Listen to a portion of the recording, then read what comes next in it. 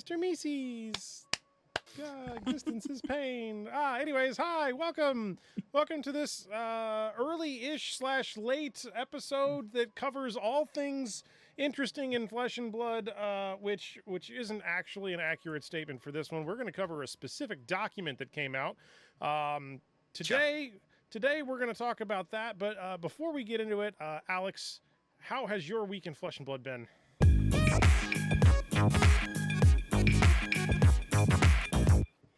It's been pretty good. I gotta say, I went to my armory last night, so that was a lot of fun. Went 2-1 on Slippy, so that's awesome. Slippy. And then outside of that, I mean, like, pretty much I'm getting prepped for Nats. I mean, after this announcement is what I needed to figure out whether or not I was bringing certain heroes to Nationals, not to play in Nationals, but to play in the side events. And so, yeah, it's been super, super fun. How about you? Well, I would say I played in my armory this week, but that doesn't happen until future me tomorrow because that's a Wednesday because we're recording this late this week. So I'm gonna probably play Katsu just as a fair preface to our conversation because I have my Katsu deck next to me, and I feel like now I can make some modifications to that, which. Spoiler alert, we're going to be talking about the scheduled banned and restricted announcement, which has some pretty interesting ramifications for it. But, honestly, outside of that, I would say that, my week has been consumed by looking at the spoilers, which that'll be something we'll talk about later this week for the next episode. Or actually, I think technically we kind of agreed we'll talk about that a little bit later once the whole set is revealed, because we have smatterings of things right now, and just looking at it, there are some pretty intriguing things that are out there. And I still think there are some missing components that are pretty crucial to making some good calls on the holistic set itself. But overall, it seems really interesting. I think I'm going to use the word Rube Goldberg machine. It seems like it's a Rube Goldberg machine type of deck set. So. I think that's the right word. Rube Goldberg. Honestly, machine. Don't even know what the hell that is, but I believe you. It effectively, to me, the set is slowly but surely becoming part the Misfale 2.0 with different heroes, and I think, or with different classes, and I think it's very interesting to see. Anytime we get a set where blues are actually the power cards, it's like, okay, what are we looking at here? Because this could be something different. And last time this happened, it did a lot for, obviously it didn't introduce a whole new resource, but in vain it kind of did in that front. So very interesting. But obviously we're going to wait until after. As of the recording of this, we are 2 days until Taipei, the world premiere of High Seas. So we didn't want to record a whole thing going over the spoilers that we have now when we can simply wait a couple of days and then go over the entire set. So it makes a little bit more sense. And to kick us off, by the way, it says Rube Goldberg machine. I guess not Rube, R-U-B-E. It's a contraption designed to perform a simple task in a complex, overcomplicated way, often using a chain of reactions. Huh. That's like this entire TCG is a Rube Goldberg. That's crazy as hell. I don't know what that is. Okay, nifty. Wait a minute. Are those the ones where you create the little obstacle courses around the house or whatever? Is that the whole thing? I don't know if that's specific. You're talking the Marvel races where people do that. I've seen those. Where they start it in one place and it's they all you have the things where they hit the keys as they continue to go down and they make sounds and then I know what you're talking about. I don't know if that's the same thing, but I know what you're talking about. Yeah. Mm-hmm. Well, I don't know, Rube Goldberg, you tell me. I don't know. I think we just might as well just jump right into it. So the May 20th, 2025 article that came out, mind you, late, technically. Not late. There was no official time, but the FAB TCG Discord and other people lost their mind, I think including yourself, went nuts. I was live for 5 hours, dude. I was live for 5 hours on the day after, essentially what was essentially the day after, because for those of you who are not aware of when these things drop, sometimes we get articles when they say it's on the 19th. It is New Zealand time 19th, which is usually a day ahead of most folks in the States, just due to time zones and stuff like that. But nothing dropped on New Zealand 19th, the 19th in New Zealand. So we waited and we waited, and we didn't get anything in the morning. And then we didn't get anything in the afternoon on the 19th in the US. And then we didn't get anything in like the mid to late afternoon. And I went, okay, what did they forget? Did they forget to do this? And then all of a sudden, 5 o'clock Mountain Time rolled around. There it was. There was the ban and restricted list that is effective as of May today, technically, of May 20th, 2025. Yeah. As of 52025, which is that a palindrome? 52025 52025. I think it is a palindrome. 05202025. Well, if you do the 05, then no. But if you take out that and you just go 5202, it's cute. Anyways, well, 52025 is yes, that is palindrome. Let's just kick this off, man. So typically, you know, as much as I would like to, I guess I'll give my little preface to where this I feel is kind of heading. We now have things in front of us here that have been banned, unbanned, and there were no restricteds in the there was one restriction late down the pipeline for a specific for the Living Legend format, I think. Yeah, just one. Several restrictions. Really? But only in Living Legend. So far, for the record, they've only ever restricted cards in Living Legend. They've not done that in CC or in Blitz or anything. It's only ever bans or unbans, effectively, right now. So I want to zoom out and talk about two things. One, they are giving ban restricteds around these, and I guess we're not gonna read the article, you know, verbatim. You can, in my opinion, you can do that. That's a fairly routine thing for folks to be able to do. So I'm not gonna, you know, be your English teacher here because I suck at English. So, but we have the formats: Classic, Constructed, Blitz, Living Legend, and Commoner, all identified within this. They do not, however, talk about like UPF, which technically is an official format. They do not talk about unofficial formats in the myriad of ones that exist, such as Clash. Project Blue is not mentioned in this. So there are some other components that are in existence that are not being touched. Now, in the past, other ones of those, I believe, have had some types of maybe changes, but not as often as the premier ones, the Class Constructed and Blitz. I mean, they've never really even, I don't think they've banned or suspended stuff in Sealed or Draft, because those are just kind of contained within the set. So I don't think those are. Yeah, you can't really ban anything from those. So. But with all that said, I guess we'll touch on the premier. You know, it's not my premier format. I think my premier format is UPF. And I don't think it's either of our premier formats. Soon to be Smash Palace when that happens to be a thing, which I guess is technically UPF. But so in Classic Constructed, the biggest apparently cumbersome card, which I haven't actually seen at my locals. I don't know about you. You have a bigger group where you're at. Count your blessings. Yep. Count your blessings. I'm honestly happy to see it go. You know, initially it was banned, just the blue copies were, so you could play the red and the yellow. But which reduced the ceiling on that, right? It did, yeah. Because initially, if you played all 3 copies in like the perfect order, you gained like 54 life if you had all 9 copies. But with only 6 copies, your life total went down to like 30. So you cut like 24 life off the total of it, which is, I mean, it's a pretty significant amount of life to lose. But even still, at the end of the day, Count Your Blessings was just something that was contentious, effectively. So we had a lot of people out here who did play Fatigue and played things like Count Your Blessings, and they liked it. I mean, you know, there's some people who are really upset about the Count Your Blessings ban, but I think it just makes sense that it is not as it's just not as relevant. And as they noted in the article, it's just kind of hard to test around, just because one, you never know when your opponent is playing it. So you can never actually test to see if anybody's going to be playing it.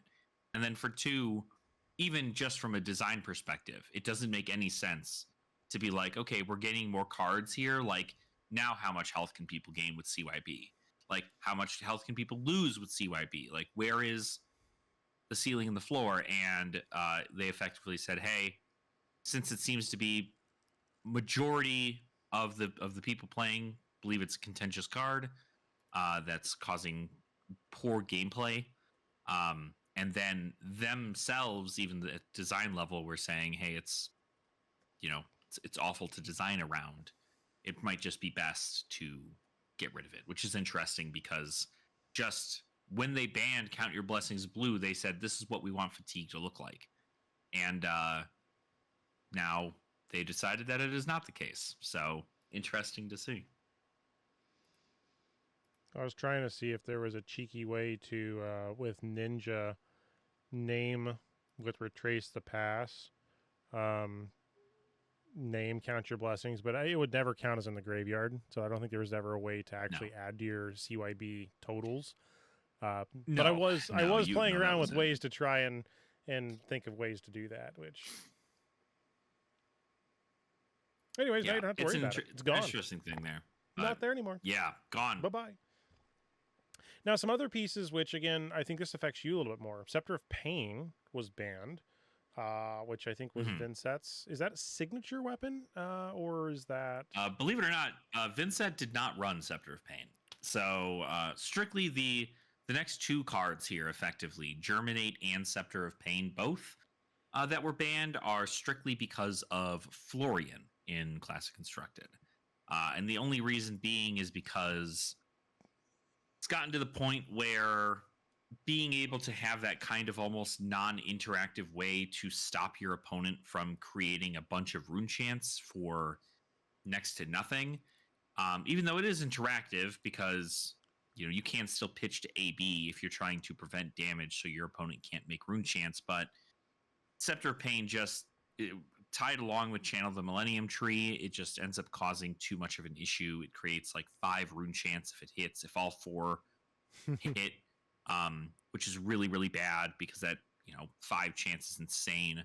But they also banned Germinate more specifically, which is the other like end game piece for Florian, because effectively, if you allowed Florian just to like keep going throughout the entirety of the game, you'd sit there and go, oh, okay, well, like, they're not going to have anything left to send at me, and I'm just going to keep trying to whittle them down.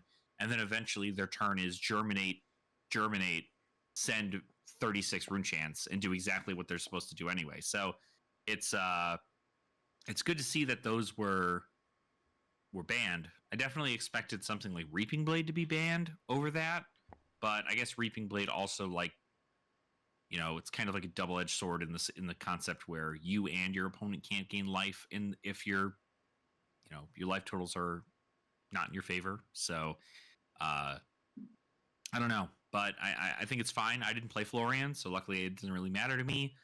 But if this ends up dropping Felling of the Crown price by even a quarter of it, that'd be awesome. Yeah, I mean, the other thing that it really, I think, stuck me is, again, I've played a couple of my armories. I was playing Dash, and I went to Max, and I tried the Katsu for a while, and I guess it felt very different because I did not get to play Katsu during the next card we'll talk about. But now they've unbanned Bonds of Ancestry Red, which I believe helps make the whole Dishonor chain more feasible.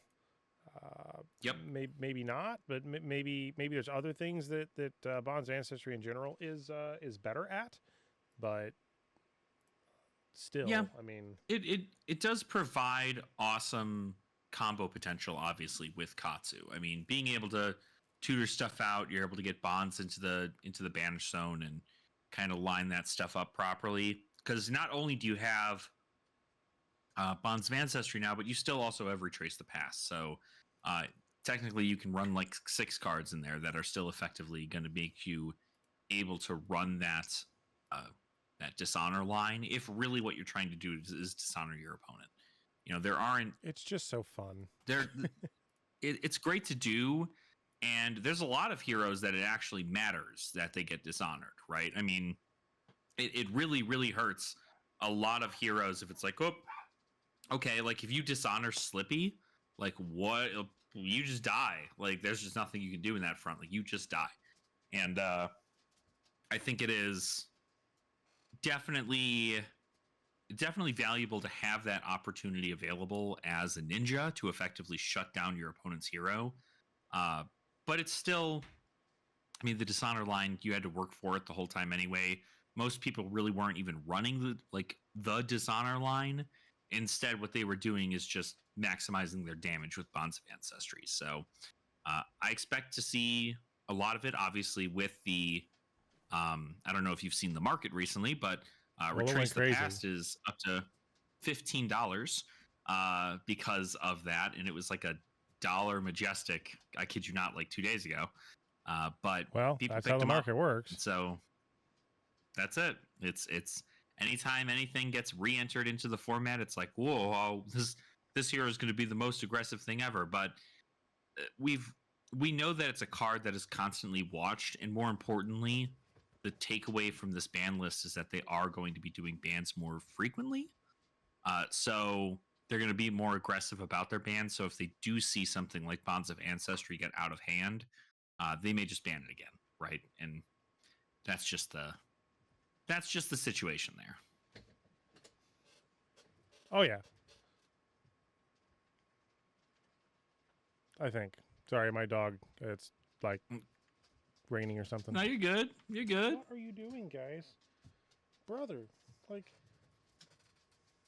we're in the middle of doing something here. What are you freaking out about?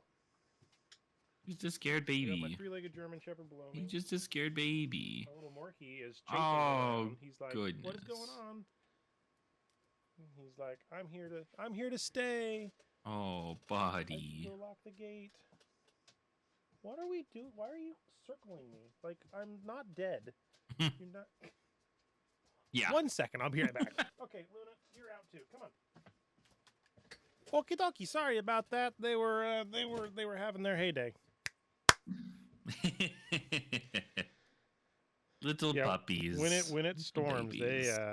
They go cuckoo real fast. So yeah. So that's class constructed stuff pretty much in and of itself. I mean, I'm sure that the high meta people will talk more like, why maybe those are important, but on the surface, to me, the bans and the restrictions in this announcement pale in comparison to the bolt-on that we got at the very end, which is where I wanted to focus more of my time. So if it's cool with you, we're going to move to Blitz, which Blitz is really, kind of your baby. You play that a lot more than I do over here. Looks like 4 things were hit. The biggest and probably most controversial one there is Stormstriders, which is kind of in the let's go in and out, or pop up and down headlights. It's just like we're in, we're out, we're in, we're out. It's so crazy. And and it's not often that we get to see, I shouldn't say it's not often, it's almost all the freaking time we see wizards get just dumped on in the format. And it's just because I think that LSS knows, everybody knows, anybody who's played any Blitz format knows that when your health is half what your CC hero is, and you play a hero that can play on both your turn and your opponent's turn, you have an advantage, a significant advantage to be able to go, okay, cool, like, I go first, I won the die roll, send arcane damage at you, pass. Okay, you're at 15 life? Okay, cool. Now I get to just, you send everything at me, I don't block you, I pop Stormstriders, I kill you. That's the game. And seeing it banned, again, is it just makes sense. I don't think the card needed to be in there. It's truly is something that just turns on the ability to go, hey, any wizard want to play on your opponent's turn? Go for it. Like, you can do that. Acilio's not really going to play it, but like you'd imagine, if there was an opportunity for Acilio to win an event because they could play something at instant speed, they probably will. So, well, I mean, it's a card. It's useful. It's fun in other formats. Yep. I would assume that it's probably going to be a problem in, I mean, thinking about this, like, if Blitz is basically UPF is Blitz. They're fundamentally about the same format because they are low life heroes. Then technically they might want to look at, or people might want to look at using the same ban list for Blitz as UPF theoretically. I don't really. Is there an actual ban list? I mean, I know there's not a single ban list for UPF. As you literally have Go Bananas and I think not even Drone. Yorick is supposedly, he's kind of.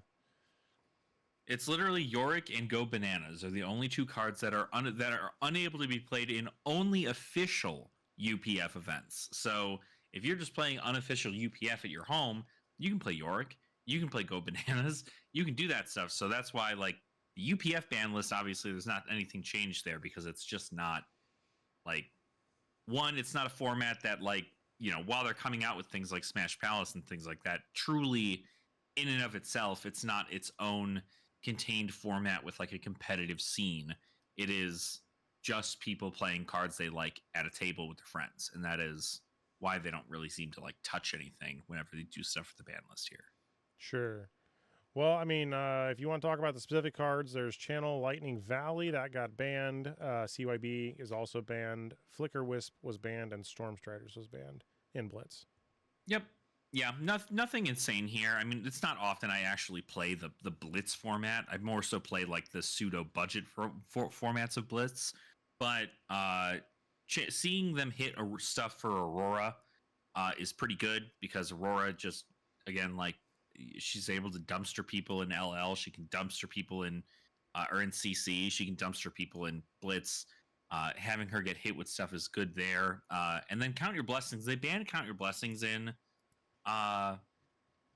Blitz, but it wasn't really like for any reason outside of the fact that they're like, yeah, I guess it theoretically could be a problem, so like we should probably ban it, because you see more aggressive heroes win events in Blitz just because, again, you're at half your life total. So if you draw the nuts turn one, you just kind of win your games and you can't get tempo back after that. So that's why aggro is much more preferred, but nothing insane there. I mean, Storm Striders being banned again, we'll wait another year and then it'll be unbanned because they'll think wizards are okay, and then they'll release another wizard and then it won't be okay, and then they'll keep doing this dance until eventually they just keep it banned forever. And on and off and on and off. Yep. I guess looking at Living Legend, which is the next format they talk about, there's a couple of bans. There's 1 unrestricted and 3 restricted. So did you want to carry on with those?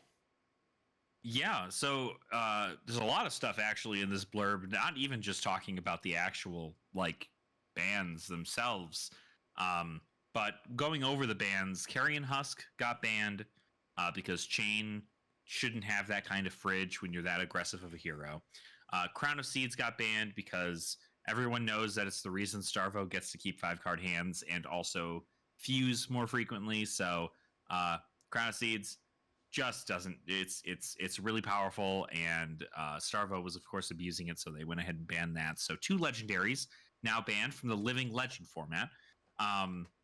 Crazy. Cull, Deadwood Dirge, and Succumb to Temptation all got restricted because, again, Chain is the most busted deck in the entirety of the format because you're able to just like go wide, disrupt your opponent, and present like insane breakpoints of damage. Really couldn't be stopped. And so because of this, Cull is restricted, Deadwood Dirge is restricted, and Succumb's restricted, which means that effectively, I mean, really, these restrictions also hurt other heroes like Viserai or Vincent in those fronts too. Probably more so Viserai. Vincent already wasn't like super great into the format, and now it's like even worse. But it is what it is in that front there. So this is where I guess I will bring up my first. I have a white page and an Excel spreadsheet of stuff I want to talk about when we get to the next thing after the 2 items probably below. But why, if this is the line in the sand, which I will use probably more times in this episode than I should care to admit, if this ban and restrict announcement is the line in the sand for massive updates, why did they still, do you think, not pick, especially with they talk about, I think, the deck or the digital deck request. So when you're at these events now, instead of paper, you're submitting it via digital. Yep. So it's easy to check, super simple, not having to manually filter through stuff. Why do you think they're still so hesitant to not restrict a card at a hero level, which fundamentally I think would change the ban and restricted approach? Like right now, it's an all or nothing. It's this card is banned for every X hero in Y format, instead of it's only banned to chain because Carrion Husk needs to be banned for chain, but Vincent still gets to use it in Living Legend. To me, that's very simple, but apparently that is like cuckoo, for Cocoa Puffs. I think it's definitely something that at some point they're gonna have to realize that it's what is going to better the health of the game. I know there was, there were at one point suspensions in which, a card was suspended until X hero hit Living Legend, and then people could play it. But that's not even a hero ban directly. That's this hero's a problem, so when they leave, you can get it back, right? Whereas in this situation, it's very simple to just say Cull is restricted in chain, but every other hero can have 3 copies of it, right? I think it just comes down to being that it's so much easier to just say, like, it's restricted everywhere than it is just to say it's only restricted in X hero, because they don't want, for like deck building purposes, they don't want to have to like probably cross check to make sure that, if you're playing chain, you can only have one, or if you're a new player and you're getting into the game and you see that it's not a restricted card, it's restricted only in chain, or somebody gives you incorrect information when they think that it's restricted in every hero but not in one. I could see where it could get confusing, but I think that at the end of the day, if you're building something for a format, you need to check the ban list, and the ban list should say something along those lines of, this card is restricted in X hero, strictly due to the fact that they're just more powerful in that front. And so it would allow for there to be that love for your hero without somebody taking a stray for, the sins of the father situation. So not really. It's not exciting. Yay. Welcome back. Good to know that it wasn't a deathly emergency. Well, probably TMI for the sake of saying TMI, but the insulin stuff, how she uses it, there's like a pod, and then when she puts it on her leg, it like stabs with a needle into the leg to deliver insulin. Yeah. Apparently, her old pod was right on top of a vein. So when she pulled it off, it decided to go wee. Yeah, and it's like the awful surgery like videos. It's just squirting everywhere. Yeah, and needless to say, yeah. So there's a mess we got to clean up. But my version of let's stop the bleeding by putting force on it was very different than her version of putting force on it, which is why it stopped bleeding when I did what I did, which is, shove my hand on top of it and hold it as hard as you can, because that's what Boy Scouts taught me. Oh lordy. Okay, well, hopefully no more ridiculous stuff. That would be fantastic. Well, hopefully, we can quicken this up really quick, and then you can feel free to take care of that. Well, she's good now. I actually have her texting me to tell me when she's moving off of the place she's sitting, so that I can just make sure she's not going to explode, because it was already healed up when I did it. But it's just, man, diabetes sucks. Diabetes sucks. Gosh.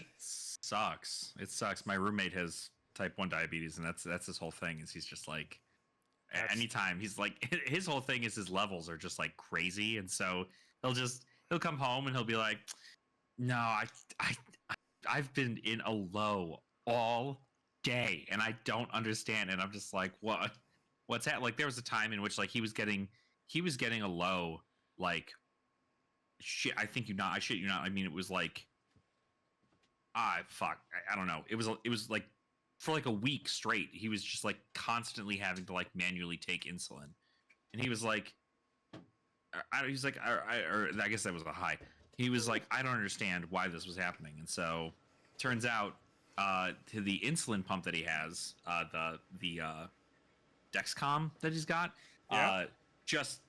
just like was the specific type of insulin he had at the time was like coagulating and clogging in the tube and not actually getting to the site, and so he was constantly having these issues, and so it wasn't until he brought it up to his doctor and they were just like, that's a problem. That's actually like a medical, not like a medical, it's like a defect with the product. So we need to get you on a different type of insulin.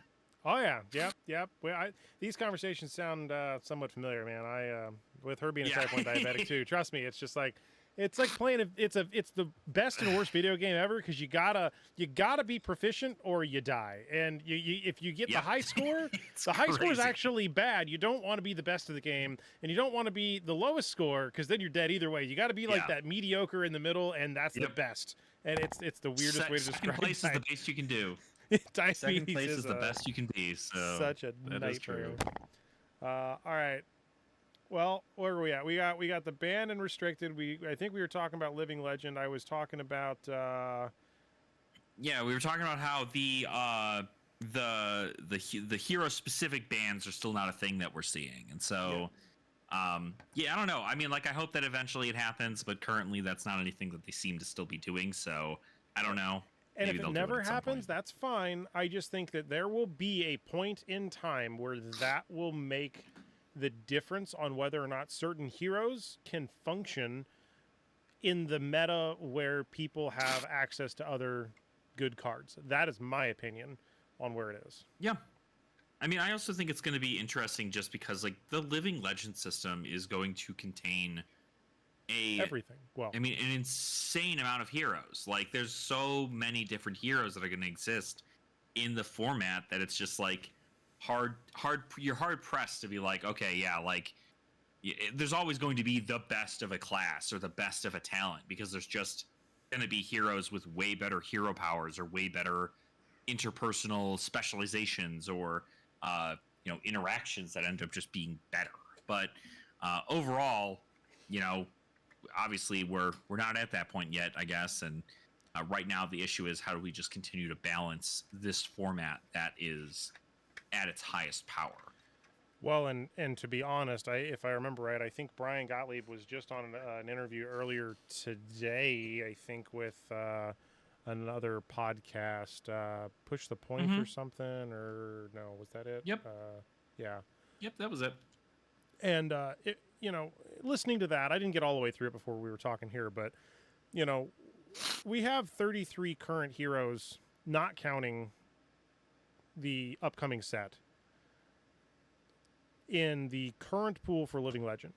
We have 1, 2, 3, 4, 5, 6, 7, 8, 9, 10, 11, 12 in the LL status at the moment.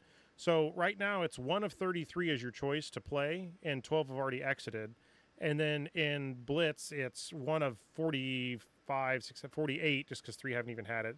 And then 1, 2, 3, 4, 5, 6, 7, 8, 9, 10, 11 have already hit Living Legend. So there is damn near enough to fill up an entire, notebook or a screen on like those 2-player, fight 'em, like Mortal Kombat style of games, right? There's enough stuff that by the end of this year, it's going to keep getting more and more insane because there's going to be more and more things to test. So I understand kind of where some of this is going. And I think the last piece that we can talk about, we talked about Blitz, we talked about Living Legend. Commoner had one small thing, which is Reality Fractor was banned. Maybe you might be more in tune with why that's important. They talked about Sip Sip. I am. But like, walk me through that. Before moving over to Commoner, though, I did just want to quickly talk about the fact that the Living Legend blurb, I don't know if you read it, but it does say that at the World Championships of this year, Living Legend will be one of the formats used to determine the world champion. So Living Legend no longer is just a fun, goofy format. It is now a format in which if you want to become the world champion, you need to test into the format and learn how it plays. So under, how many Starvos are going to be in that final top 8 match? Up. Always, all the time. I mean, Crown of Seeds being banned, I'm not gonna lie, Crown of Seeds is a pretty huge, like, hit. It's much larger than the fact that Hypothermia got unrestricted. But at the end of the day, I just think that like Starvo has the best ability in all of Flesh and Blood. It's hard pressed. It's hard pressed for anybody to be like, okay, yeah, Starvo's gonna be bad. Like, there's really nothing you can do to stop that menace from happening. And so, although apparently Dromai is favored into that matchup, so the hell do I know? But anywho, that's that. So that's going to be an interesting thing. But moving into Commoner real quick, Reality Refractor being banned makes sense. Which, by the way, that is Reality Fractor is from Dusk Till Dawn. So is the what was that called Scepter again? The Scepter of Pain. I just thought that was intriguing that the technically last expansion set that we ever got, 2 of the weapons were targeted for banning. So that was just something intriguing. No relation. It was interesting that both of them were from Dusk Till Dawn. So yeah, and I mean, Reality Refractor has been kind of a sleeper hit for a while, but it wasn't until Enigma came out. Enigma has quite literally, if I recall correctly, from what I know in the Commoner Discords, every organized play event that has occurred around the world tends to have a Commoner Gold Foil event. And ever since the recent bannings, not these ones that we're talking about now, but the ones before, where they banned Waning Moon, Zephyr Needle, Rosetta Thorn, and then unbanned Ball Lightning, Enigma has won every single Gold Foil event from that point forward. And it is because that, exactly as they had noted in this blurb, Reality Refractor is the reason that Enigma does so well, because using 1 resource to send 8 damage is a lot, and then being able to have all the D-reacts in the world to block out everything, far too powerful to have that available, and not enough stuff in that format for you to be like, okay, cool, I get to do like a cheeky, unpreventable 1 damage. You don't get to do that. So that's the downfall there. So Reality Refractor was really, really good. It got banned, and it needed to be banned in the previous ban list, but it didn't. So happy to see it get banned, and happy to know that it got banned, because I was going to bring Enigma to Nats, and now I am not. Now the meta is pretty standard to what I expect it to be now, which is going to be aggro focused for the most part, I think. So now, in my opinion, the meatiest of meaty potatoes in this banned and restricted list from this entire post is neither a ban nor a restriction. So I guess I'm just gonna to roll with this, if that's okay. I'm just gonna start spewing things, and just please interrupt me, because I have so many thoughts on this, but like I have been trying to collate these all day, and it's such a problematic.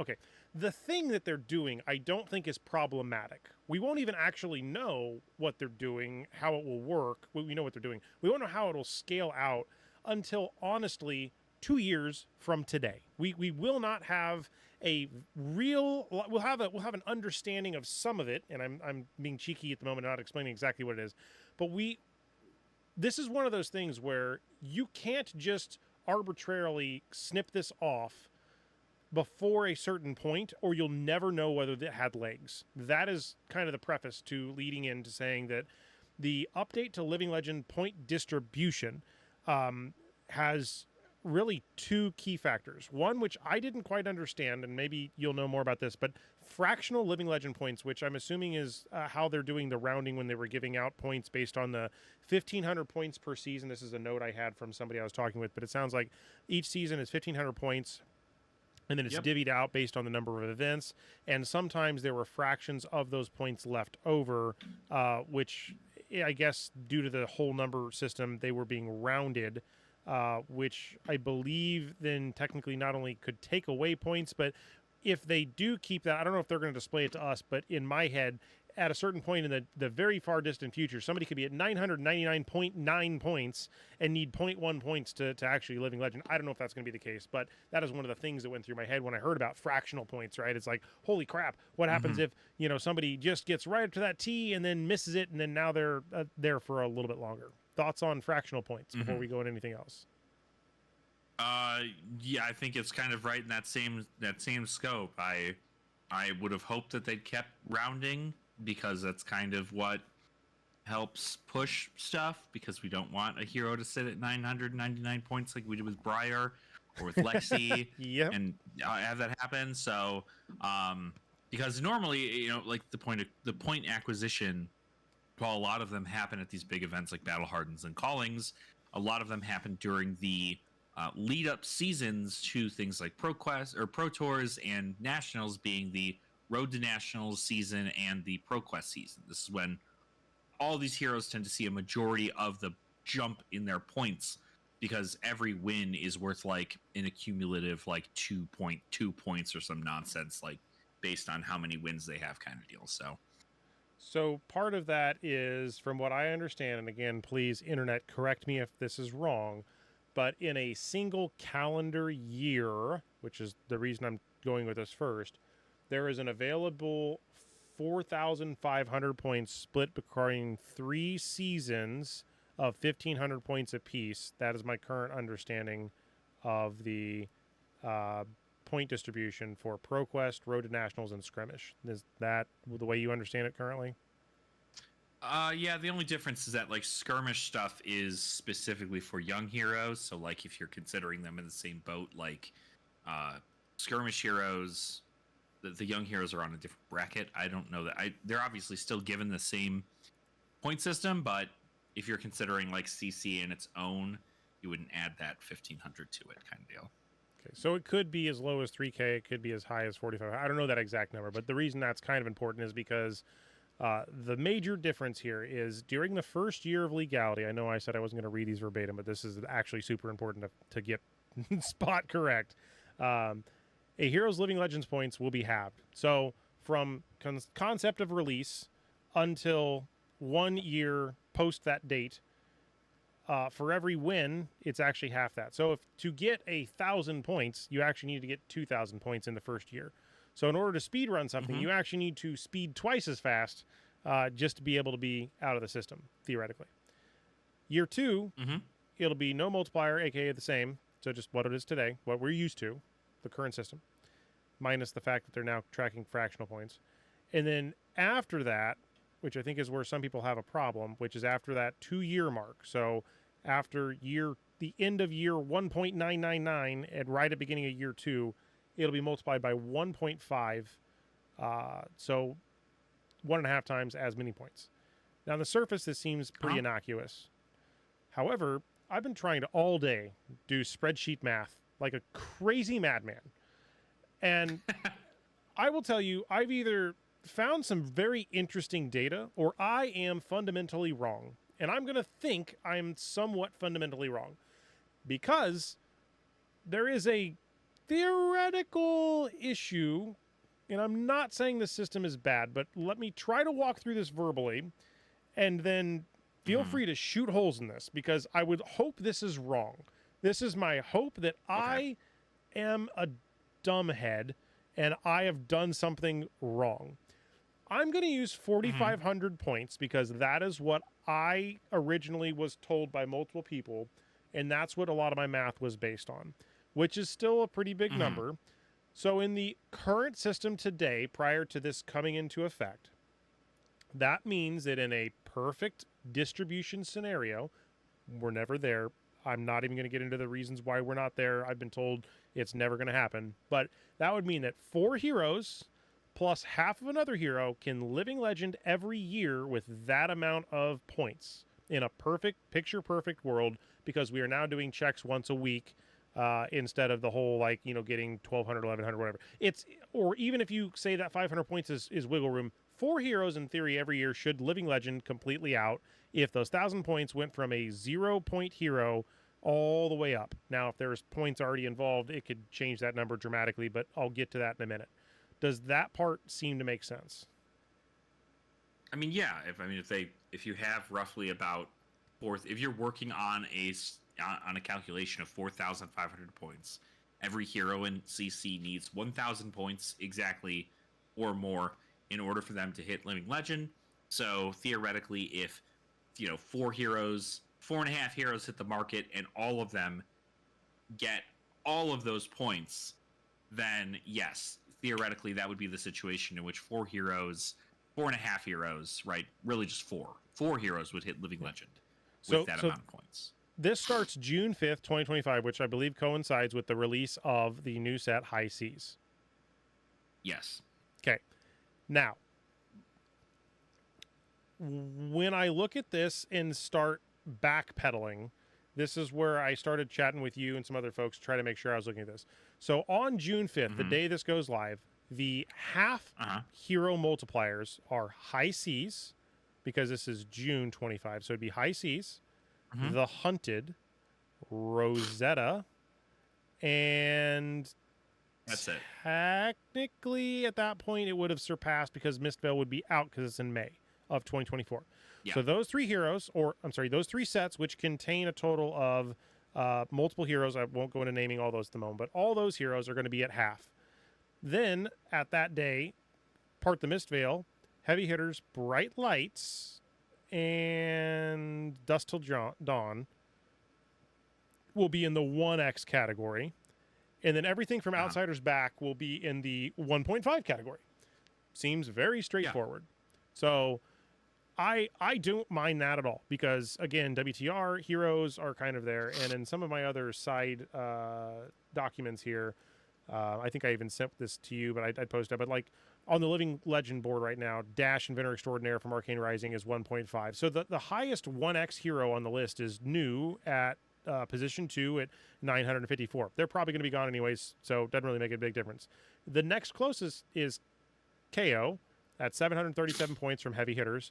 The first half speed hero, which it's at like line in the sand again. They've made the decision now, but Florian has already made 700 points. There's only 300 points to go. That means now Florian has basically doubled his life expectancy because he only needed 300 points. But now with this new 0.5 rule, he actually needs 600. So that's like giving him I need 1,300 Living Legend points instead of 1,000. Just kidding, folks. Like that's where he's at. And then the next closest hero, anything below 500, I'm really not that concerned with, to be honest, because those are probably pretty new heroes. Most of them are from the 2025 and 4. I mean, anyways, the last hero that's above that would be like Prism, Awakener of Soul, which is from Dusk Till Dawn, and then they have like 600. So if you just knock out those top 10, like they're almost all very old heroes, which makes sense because they would have to have been around a while, theoretically, for most of them to have gained that many points, with the exception of the recent Aurora LL speedrun. So going back to my mathematics, I opted to try and create what I'm going to call a fake set. So I know High Seas is coming up, but I just said the fake set is set 1, and it has 3 heroes.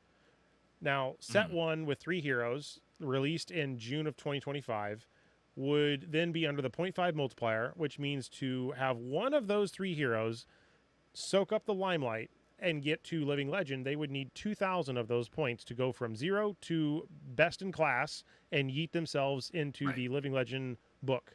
So that would be 2,000 of that 4,500 gone. So now you have 2,500 remaining. So let's say this second hero that came out just went to Pound Town and just totally, went over the top and made history. And we had 2 banger heroes coming out in one set. Not unheard of, but could happen. So that'd be another 2,000 points. That means that second hero could LL in that time frame, and there'd be 500 points left, which means hero 3 would then have 500 points, but they'd actually only get 250 points, so they would need an additional 750 times 2 to be able to Living Legend. So now the next set comes out, which would be, let's say, September of that same year. 3 new heroes get introduced, and then the next set would come out in like December, which let's just say 4 heroes introduced. So that's a total of 3, 4, 5, 6, 7, 8, 9, 10 heroes that came out in a single year, but 2 of them were able to Living Legend because that is the case. Now, this is, again, assuming everybody starts from a 0 because we're just kind of looking at the line in the sand going forward. So the existing heroes have some percentage, right? So some of this will wash away on those old heroes, but that list will then get smaller with those, but then the list will get bigger with the newer hero. Does that track so far with where my brain's going with this? Yes, I mean, the timing of giving out points is definitely not, like, Like obviously, like in your example, that's not at all where like points are distributed in that front. Just because like there's the PQ season and the RTN season don't tend to happen back to back within the same like set style. So like if set 1 comes out, you'd have to then have, if you're looking at 4,500 points, you don't have 2 PQ seasons and an RTN season before the next set comes out. Normally by then, another set will have come out, and then it will be PQ season or an RTN season, and then it will be the next set, and then it will do that. It's that gap in between sets. There's normally like a season, a PQ season, or an RTN season that's happening in that front. And this is why I think there's going to be some holes to be shot in this. But I think fundamentally what I was trying to go with is, could heroes still bypass this 0.5 multiplier and still do what they are trying to avoid, which is hit that target 18 months and go out? And it sounds like theoretically on paper it could happen, but in reality I don't think it can happen. No, I do not. With this situation, I think there's no fundamental way outside of every player coming together and collectively throwing every single match to the person they want to see LL within that time frame to go from 0 to Living Legend. Because even if it is like, even if you consider just a PQ season, right? Let's say Gravy Bones comes out, right? Everybody all of a sudden, before we even get to a competitive season, deems that Gravy Bones is a problem and needs to go. And collectively, every time you have a PQ, a Pro Quest, you go in, you go against the Gravy Bones, you concede. You do that until Gravy Bones wins, and then Gravy Bones gets LL points. Now, then that is when Gravy Bones will get 1,500 points. But I haven't seen anyone that I'm aware of, or I haven't heard any stories of any hero being very close to the top and then purposely having a game thrown just to see them go out. Like, even at a higher tier event, maybe it's happened, it just hasn't been talked about. But I haven't heard of like, hey, I won't want Dash around, so you're playing Dash and against me, I'm just going to concede so that Dash gets those points because I don't want to deal with Dash at the next event. I haven't heard of that. Doesn't mean it can't happen under the table. But, still, there's money on the line. There's other things on the line. I'm sure people, gold foils, whatever. I'm sure people's reputation would be, don't do that. But it is an intriguing thing to look at in the system. Yeah, and you also have to remember, too, that, like, theoretically, when you're thinking about that, if there are 1,500 points to go around in total, right, and all 1,500 points go to a new hero, then they would theoretically still only get 750 points, right? So that's in a single season. Yes. Yeah. Right. They'd be in a single season, they get 750 points, which means they'd be 250 points off from hitting Living Legend. Correct. Which means that they'd have to do that again the next season with the new heroes coming out to have that exactly occur. Now, of course, they would only have to do half of that, actually. But they'd have to do like 600 points to get you, or somewhere in that ballpark to get you to 250. And yes, that's why I said this isn't like some fairy tale la la land. But the reason I was even trying to do this is I still think the number of Living Legend points, or I guess my whole wrapping bow on top of this, I think the number of Living Legend points based on the rotation they are looking for these heroes may be too little amount of points at this moment in time. That was my capstone analysis. Whether that is true or not, again, it's going to take 1 to 2 years to find this out. Because if they keep turning these knobs all the time, they're not going to know which of the components really work. They almost need to leave these things be for a solid 6 months. Don't change the point values that are assigned when a hero wins an event at a certain level, right? Because right now in the Living Legend board, World Championships, 100 points. Back in the day, it was some bigger number, right? Pro Tour is 100 points. Mm-hmm. If they also modify those numbers and they keep this tiered point system, they're never going to, never is a strong word, they're going to strongly probably not know why certain heroes are or not hitting or obtaining, getting knocked out fast or too slow if they don't let this kind of marinate for 6 months to a year. Thoughts on that? Yeah, I mean, I think effectively, though, what they want to do is they want to make a hero last for 2 years, right? I mean, like 2 years, like 18 months is a year and a half. right, like at a right around 18 months, right 15 to 18 is kind of where they wanted to sit at, but like even 18 months to 2 years, that's their sweet spot for, hey, we want this hero has gone through its run, it's had its time, that's awesome. Like they don't want what happened with Aurora to occur. And that way, if they do end up making a quote unquote, the mistake that they made with the Aurora deck, and just even like design philosophy around a hero, it means that they quite literally, just based around statistics, cannot fast track themselves to LL within under a year. Correct. And this is a safety switch. It's usually within that 15 months in which you're going to see those changes, right? Because then when that year comes through and now they're getting a 1-point multiplier, a 1.0 multiplier, then you're able to see that, if they're still relevant in the meta even at that time, that then they'll start getting those points again. But I think that what this does is it incentivizes the fact that they're going to be injecting new stuff into the game for heroes that are within that 3-year mark, so that they can proceed to kind of push themselves forward. Now, obviously not everybody, because like there's no reason for them to make a, new Dash Inventor Extraordinaire card specifically for Tectoplasma Pistol, because, she's at 976 right now. Like she's due to leave. I hope there's a Dash specialization inside of the high seas. That'd make my heart sing, because that would be pretty cool. I mean, I don't see why they wouldn't. I think that'd be a fine thing to do. But I think that's like at least in these specific scenarios, that you already have Dash 2 out, right? She already exists. She's already out. And so because she's already out, you don't have to worry too much about being like, where are all these Dash cards going to go, right? They're going to go to Dash IO because that's who's currently available right now. She's in her her one-time multiplier mark, and unless she's oppressive, if she's oppressive, she'll go, right? Because she'll continuously jump these charts, and she'll be the best aggressive deck in the format, and her win ratio is going to be huge, and she'll eventually hit Living Legend. But she's been around for long enough to where it's fine, right? But you don't want that happening to like Gravy Bones. You don't want people to get in, buy everything for Gravy Bones 2 months into them coming out because they wanted to wait until some of the card prices come down, only to find out that Gravy Bones got 600 points over the last season of ProQuest, and now it's like, oh, like do we bother? Because like if we try to get into this hero, they might be gone during the next season, just simply based on the statistics of the win. So well, and that's kind of something that our guys came out with the Aurora deck. There's 2 guys at our shop that bought the Aurora deck late because our shop didn't get it. And by the time they really got around to doing something with it, she'd already basically LL'd. I mean, mine's still sealed over here. Yeah, I know what cards are in there, so I guess I could open it and do whatever. But at this point, there's no point in me sleeving it unless I'm going to play with it with Living Legend. Or I specifically need a certain card out of there, which at the moment I don't play that class. I just want it because I want one of every deck.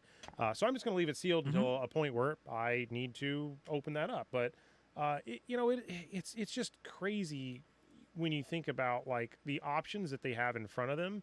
And I'm not saying, I think that this system, not that it was working as expected, but I think the Living Legend system needed tweaks, and I'm glad that they're tweaking it, and I'm glad that they're doing it now. I think there's 2 fallout things that could happen from this, though.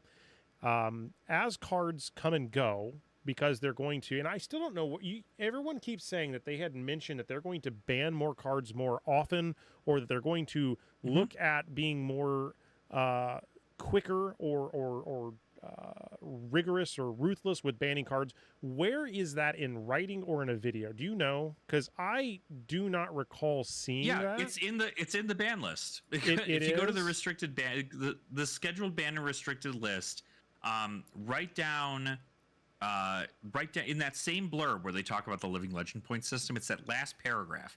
It says these updates, along with an increased cadence of bans, should help us avoid outcomes like the rapid ascension of Aurora Shooting Star in the future, while keeping a healthy number of points flowing into the Living Legend system. Okay. As always, we intend to closely monitor outcomes and are happy to adjust again to best serve fans of Flesh and Blood. So that's where they're doing it, and it was even said during the dev talk too, in which they they realized that they were not aggressive enough with these bans. And luckily, with new heroes, right? When it comes to collecting data, I am one. I do this a lot. We collectively in the Clash committee do this a lot, where instead of us just saying this card is busted, let's just like get rid of it immediately because there's no way that it isn't going to break the format. We instead say, let's run a Clash League with it. Let's see what happens. Let's see what the top 8 looks like. Let's see what cards people are running. And then we get feedback from our community after that league is done, and we say, did this seem oppressive? Did this seem like this was a problem that you would hate to see moving forward? And if it is, and most of the people collectively are like, yeah, it's pretty bad, and we in the committee have even tested it and think that it's pretty bad, we bring it to a vote and we say, might need to get a ban, and we ban it. And that's where we come to those things. And so I think that's the same kind of concept, is they want a hero to go into the meta, try their best, and then they see the results at the end of the season and go, oh wow, look at that large piece of the pie. That's got to be because something crazy is happening with this hero, and they're, you know, one of the most represented. But you even see that I don't have the infographic on me, but Florian actually got the most wins out of this recent PQ season, not Aurora. Now, obviously, if Aurora stayed for another 2 weeks, then she probably would have. But Aurora also really won more so because she was popular, not so much because she was the best deck, but she was popular, and you didn't have to buy Felling of the Crown to play the Runeblade. And so my question then, because that sentence, that was what I was trying to figure out, is I know they had said it. I guess I didn't realize it was in the bottom of the Living Legend point distribution piece. I had thought it was said in like one of the interviews with the Dev Talk or something, but I know they've kind of echoed it. So now that that's in the ethos, what are your thoughts on people, and I'm going to use the word investing in cards for your collection? I'm going to pick on Stormstriders as an example for the moment. I'm going to pick on insert any new card for, say, new hero that is gaining popularity in the Hunted or something, right? Now that some of these cards could be $50, $60, $70, $80, do you feel like there's going to be this, again, with the way they say this, the cadence of bans should help prevent outcomes like the rapid ascension of Aurora? Now, I know they typically do not like to ban legendaries. They did in the Living Legend ban here, which is, again, kind of an oddity. But do you think they're going to, maybe if a card is $60, $70, $80, like Plow Under or whatever, some of these expensive Earth cards, are they going to just say like, hey, sorry, y'all, it's gone for right now? And then is that going to be like lottery popcorn for everyone's money? Because I think that's the piece I'm kind of curious about. Like, how does this new era shape the pricing for people that want to buy cards for certain heroes? Like, I'm going to pick on Twin Drive. Like, why would they maybe or maybe not allow Twin Drive to still exist in a mechanologist meta? Or why would they maybe restrict it or completely remove it like they did with High Octane? I know they kind of prefaced the High Octane because of other things, but let's say High Octane was a $20, $30 card, or a $10, $15 card, or a $100 card. I guess the price is irrelevant, but the higher that card, the more feels bad it is. Like, if I bought 3 Command & Conquers, and all of a sudden they're like, hey, Command & Conquer's banned for this season. Now, that's fine, but at the same token, I'm fine because I already own my cards. I didn't spend $100 on them. But for the new player that just bought those cards, like Shelter of the Storm or whatever, and they were to theoretically ban that, I know this is a bunch of theory, right? But is that a feels bad? Does that make them want to leave the game? Does that say, hey, this is only a temporary thing? Like, where does that line start to become the drawn? Because at a certain point, in order to help these bans prevent rapid ascensions and being more, increased cadence, are they going to constantly say like, hey guys, we're looking at this card, wink, wink, we might think it's banned, and then, oh, we're looking at this card, wink, wink, but hey, we're also thinking about unbanning this card, wink, wink. What the heck does that do? That's my $1 million question with this, is because now I have to take a step back and say, okay, I own things. Do I want to go buy, like I was looking, I'm missing legendaries, right?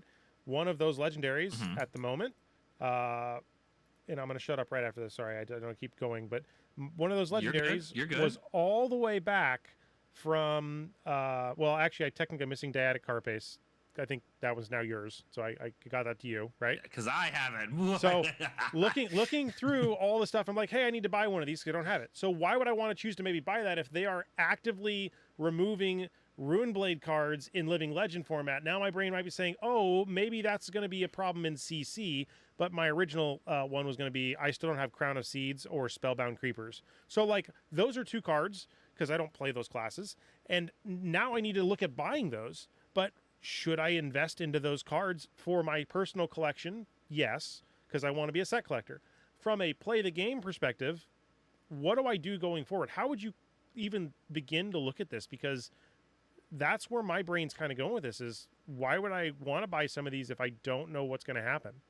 Because cards like Retrace the Past, popcorn from $1 to $25, $15, whatever. Like they're just boom, they're up.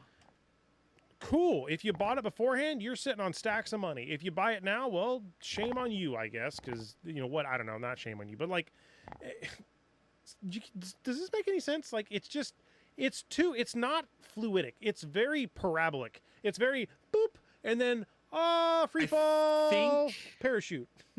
I think you're overthinking it. I think that at the end of the day, if LSS bans a card because it's over $50 and it's a good card for a hero, that looks bad. That is a bad thing for LSS to do. A card should not be banned because it is that expensive. A card should be reprinted because it is hard to find in a set and like specifically short printed for some reason. That is like the reason. Diplomacy, as an example, is not one of the Majestics that if we don't see a reprint, that has dramatically increased in price. Yes, exactly. And it's a generic card. It's a blue block 3 that you can put in plenty of decks. And if any deck that's in the meta at the time likes to play a non-attack action and then follow it up with an attack action, that is something in which you can go, hey, stop that shit, right? Just like one card tells you time walk, like stop that. And that is something that is going to increase the price of a card. But is it a staple for every hero? No. Do you need it for every hero? No. So it's not a necessity that you have it. Now, of course, if it becomes a situation in which you could take a look, if it's a backed up situation, you explain exactly what I just said about Warmonger's Diplomacy, how there are situations in which when you play this card, your opponent just says, all right, I effectively pass. And it's a time walk, right? They can't do anything. You followed up with a whole bunch of these attacks. Your opponent blocks, and they're like, oh, yeah, I'll be able to follow up with this and this. And then you say, Warmonger's Diplomacy. And your opponent has to go, all right, I guess I'm just going to put this card in Arsenal and pass.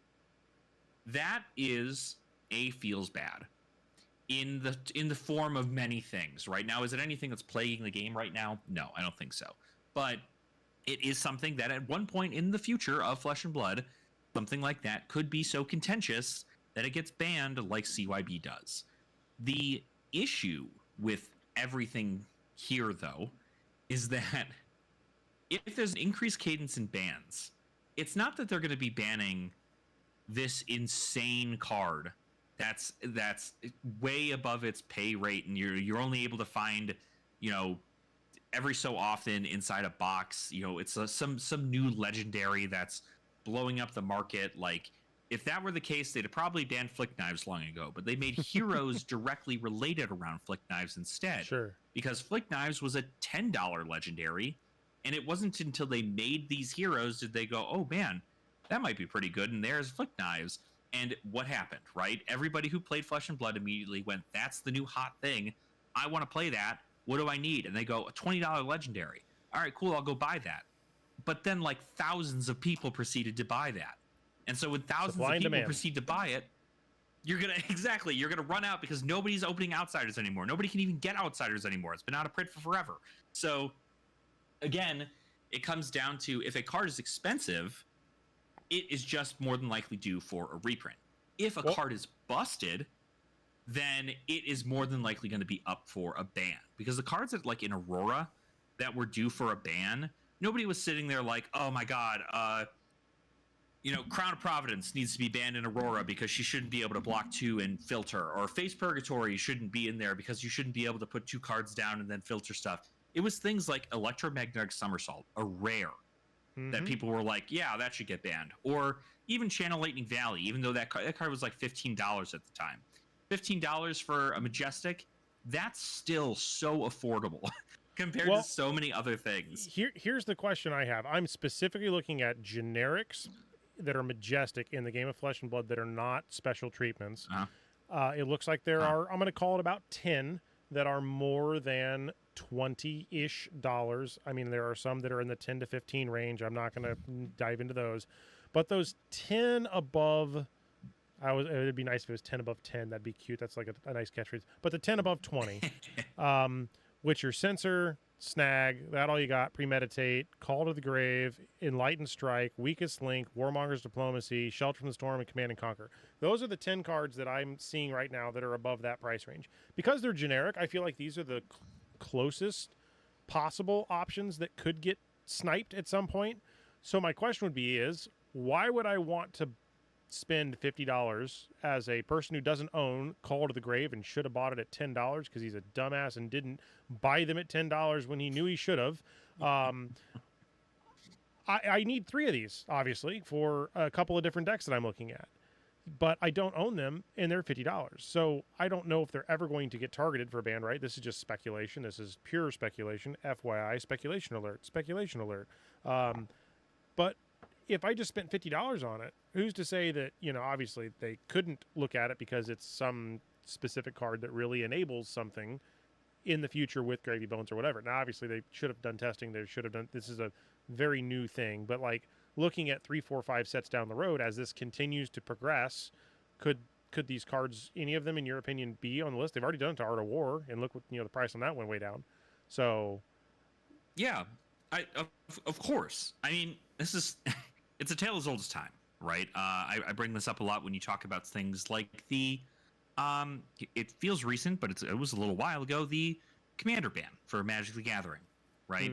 These are cards that were expensive and played in nearly every deck. And new players are getting into that game all the time, picking up a structure deck, going about opening up a pack of Commander Masters and getting Jeweled Lotus and throwing in their deck and being like, cool, I don't have to spend $90 on this card anymore, or $100, however the fuck much it was. But expensive. Then it got banned, right? Then it got banned. And guess what? It dropped in price significantly. People were fire selling their Jeweled Lotuses. Stores were not even purchasing Jeweled Lotuses because they just, it was a toxic asset at that point because everybody was trying to sell them. It was people who were really trying to get their money back in that front. At the end of the day, everybody needs to understand this is a hobby. This is not your bank. This is a hobby. You are not going to sit there and tell LSS you cannot ban the expensive cards, because if you do, it's going to ruin your game. We all thought, and I should say we all, I thought they could even go as far as banning Tunic during this last ban and restricted announcement. Yeah, several people have mentioned that. Like several people did. And you know what I heard the people not freaking out about was that they were going to end up having to spend all these people who just spent $150. Like, I don't know how to tell everybody in the entire world who has had an inkling of getting into Flesh and Blood that this is not something that you should be spending your money on if you already don't have a lot of money to spend it on. Like, you need, if you are worried about your $150 card being banned in a game to where you no longer have the ability to sell it for $150 and instead you're going to have to sell it for like $50, right? Say a card loses $100 in value. It's happened. That should not ruin your life. You should be fine. You should be able to go, okay, cool, dang, like, oh, I really like that card. Okay, well, like, maybe I'll see what they're doing on the other end over here and see what that's all about. Or, oh, okay, well, maybe I'll just keep it because if I sell it low and then eventually it gets unbanned, I'm going to have to buy it at $250 for the card. So that's something that happens all the time when a hero hits LL and all of the cards for that hero end up dropping in price like 75%. Yeah. People are just like, oh, I got to sell it all. I got to sell it all. I can't play this hero anymore. I got to sell it all. But you can, one, you can play those cards in another format. Two, do you really think this is the last time we're going to see anything that's going to say Lightning Runeblade on it ever? Like, obviously not. Or Dragon Illusionist. Just kidding. Exactly. That's what I'm saying. It's literally, it's been this way since for years. Years it's been this way. But at the end of the day, the big takeaway for anybody watching who cares about any kind of not financial advice, mind you, do not try to put your hard-earned money into a game if you cannot afford to also, in the same vein, lose that money, because it's a hobby. Like, you know, if you get a perfect replica of some car from the 1900s and you go drive it into the street and somebody dings your car, like, yeah, obviously it's a different situation because you have insurance and all this other stuff, but like, you know, some guy keys your car and you're not there to see it, right? You're gonna get, what do you do? Trading card insurance. Really... Oh my god. Yeah, exactly. It's just like doesn't translate, right? You need to be prepared to lose money at any point, no matter what you're putting your money in. If it's a video game, if it's a card game, if it's a board game, if it's photography, if it's snowboarding, like whatever your hobby is, I feel you have to realize on like all of those except snowboarding. Yeah, I don't think I've ever snowboarded. Like, it blows my mind because so many people are they're so heartfeltly connected to the price that they paid for these cards. When I guarantee you that if they're still playing the game in 5 years, they're not even going to remember what they bought their card for. They're not going to remember. Right? Most of the time you won't. Yeah, that is true. I was looking at some of the ones I had because I was, like I said, I was going through all my legendaries to see what I was missing earlier. Because again, I know I'm weird, but like I saw some of them. Like I think this was insane, but like Stalagmite of Bastion Eisenloff, I bought it for like $40, and it's still on the slab sleeve that I had from the store. Said $40. That's obviously, yeah. If you see the slab, if you see it on there, it says it, right? So, but like, I guess that's what I'm saying is like for me, because I haven't taken some of these out of like the little silly, you know, sleeves I bought them from the LGS. I'm like, oh wow, I spent how much on that? And sometimes I have lost some pretty serious, you know, funds. I mean, I don't even want to remember how much I paid for a cold foil Invoke Soraya at Baltimore. I know I spent a F ton of money on it because that was one of those things where it's like, OMG, the sky's falling. They're going to like lose it, blah, blah, blah. Just like I know I paid like, I think it was north of $450. I thought it was close to $500 for my Arcanite Shard. Unlimited rainbow foil, not like a special, you know, first ed, just like, and that's worth 50% of that price now. But did I really lose that money? No, because I still own it. I haven't gotten rid of it. So like, I don't know. It's funny money, but yeah, I get what you're saying. I don't know if hopefully the audience does, but like, I've looked at it like it's part of my collection, and until I've exited the whole thing, which is going to be if I am exiting, it'd be here's everything all at once. To me, it's just like I've put that money in a drawer and forgot it exists for the most part. Yeah, that's really what it is. It is something that is insane to me because like you think about it, where, you know, if at any point any of the cards that we own, our entire collections could go down to zero at literally any point. You want to know how? Your freaking house can catch on fire, right? Not wishing that upon anybody, but like that's what I'm saying is that like your things are worth in the right. You are ready for this. It is. Every room should have one of these. It is so just important to realize that you are playing a game because you enjoy the competitive aspect of it, because you enjoy the the fun camaraderie with the people you meet and stuff like that. You are not playing the game because you want to be rich, right? I mean, maybe in Flesh and Blood because you do win a lot of money if you're like really good at the game, but at the end of the day, it doesn't matter. Like somebody normally will just have you like borrow a card if you don't have it. Our group proxies all the time at our armory, and I'm happy for that. I mean, a good example is Unmovable. I have regular copies, so I'm playing those in my decks. Doesn't mean I still really, really, really don't want that really special extended art promo with a dwarf on it, but I think it's like $80 a copy. Do I need to spend $80 a copy on those 3 cards? at the moment, the answer is no. I would probably rather go spend $80 towards some of the one of missing legendaries I need for my playset, because then I could have access to playing those heroes in a future state. And that's just more so that in the future, if I wanted to pick up some of these heroes, I could, especially some of the, like, I'm missing generics. Like, I don't have, what is this? Stonewall Gauntlet. Well, is Stonewall Gauntlet? That's generic, isn't it? Yeah. Like, I don't have Stonewall Gauntlets. And I know another one I really need is probably, where did it go? It's the Balance of Justice. Quick dodge flexors? Quick dodge flexors. I don't have that either. I don't have Balance of Justice. These last couple of sets are actually where the majority of my legendaries are missing from, because for some reason I just did not go hardcore. Like, heavy hitters was a different story. I went a lot there. I just got really unlucky and got like 6 of the damn Victor shields and, like, 2 or 3 of the Apex Bone Breakers, but I got none of the stuff I actually wanted. I did not get the Balance of Justices or anything, which is kind of funny to me. But yeah, I did not do much in Part the Mistveil. I didn't do much in Rosetta, and I really didn't do much in Hunted because I just couldn't get access to much of the Hunted. So that was a different scenario. And you're also, I mean, notably, you're a mech player at heart. I mean, you're playing a bunch of mech. Like, you're not over here just like, okay, I'm switching a hero every new set. There are people who do that. I mean, I'm guilty of wanting to switch a hero like halfway through a season because I just don't feel like I like the way that this plays. But at the end of the day, I'm at least sticking to within a general scope.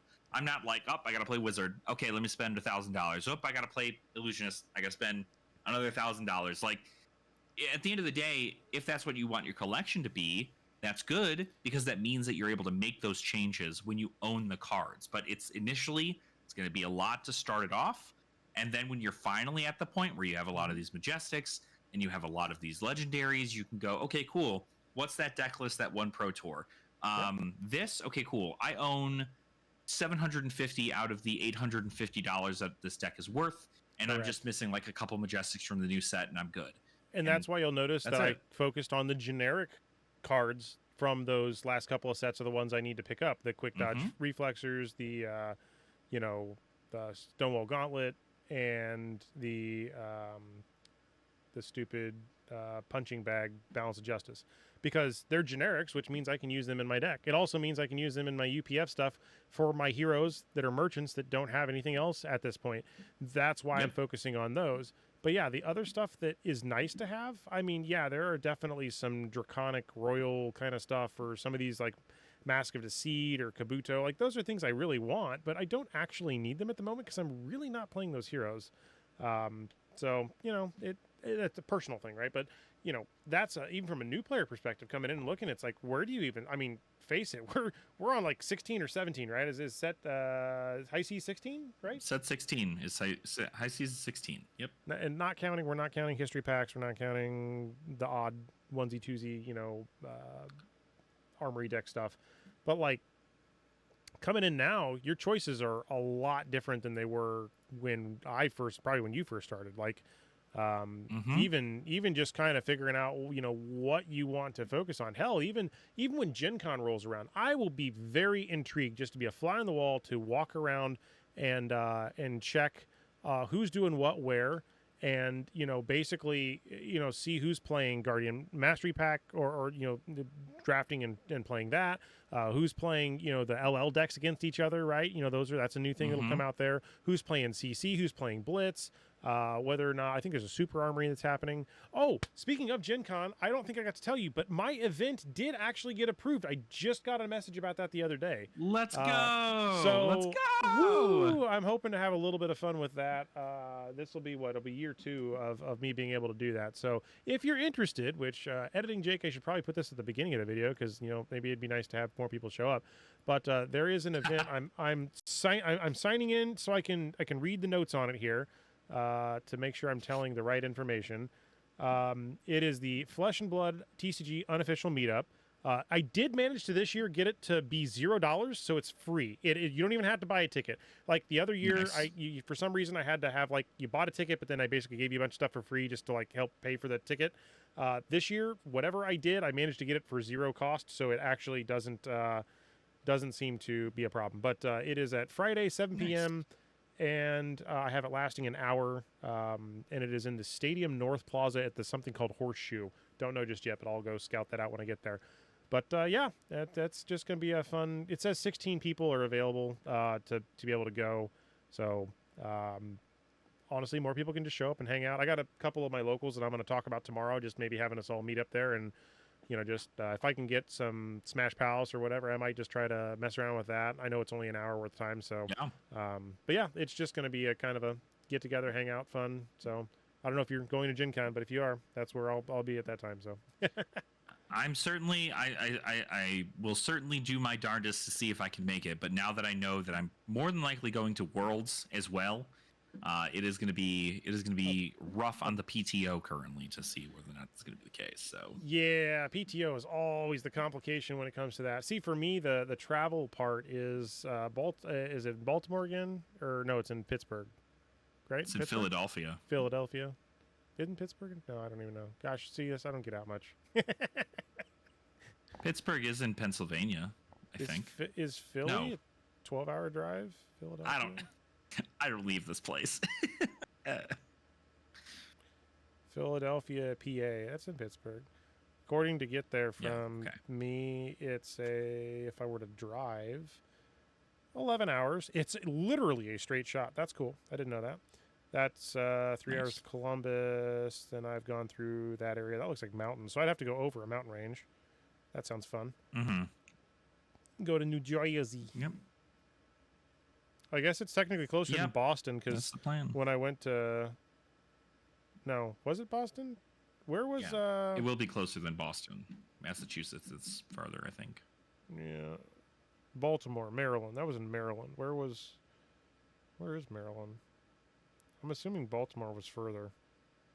Maryland's on the East Coast. I think it's more east than North Pennsylvania. That just tells you that I don't get out of my house as much as I probably should, so that's okay. You and me both, brother. You and me both. But it is going to be a good time. I'm very excited. And really, regardless, like to get back to actively the concept, right, is that I don't think that they're going to ban anything strictly because it's just expensive, right? It needs to be something that is polarizing, and it needs to be something that is going to prevent a hero from being the most oppressive thing in the meta.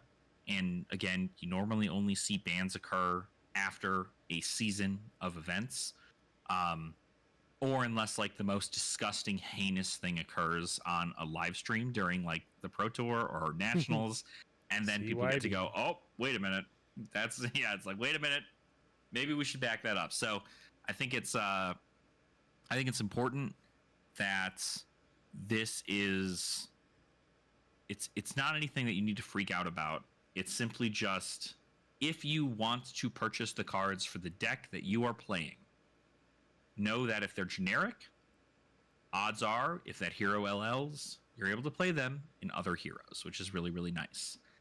Then second level is like, look towards cards that are based for a class specifically. So only warrior cards, only runeblade cards, so on and so forth. And that ties you into specifically that class that you like to play, or whatever you want to do, maybe even two classes if you really wanted to get crazy with it. But when you start getting into like wanting everything like Jacob and I do, that's where I start to have to pick and choose.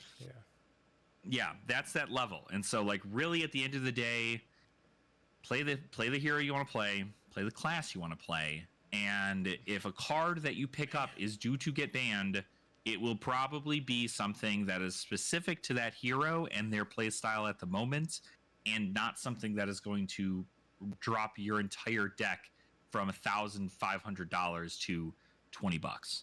Yeah. So.